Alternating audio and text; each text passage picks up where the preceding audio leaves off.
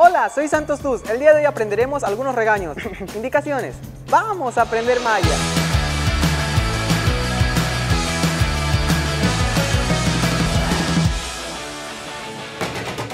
Indicaciones.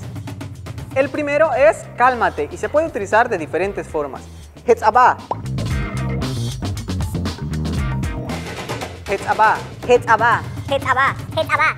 La siguiente indicación es cierra tu boca, silencio o cállate. Lo puedes utilizar como tú gustes. Guiño, guiño.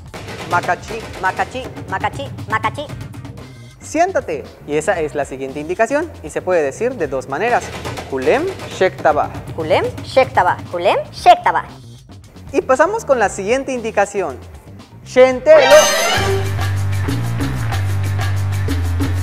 Y como les decía, la siguiente indicación es ándate allá y se dice Shentelo. Shentelo, shentelo, shentelo. Y estos fueron algunos indicaciones. Koshkanik maya, malo, kanantaba. Bueno, cuídate.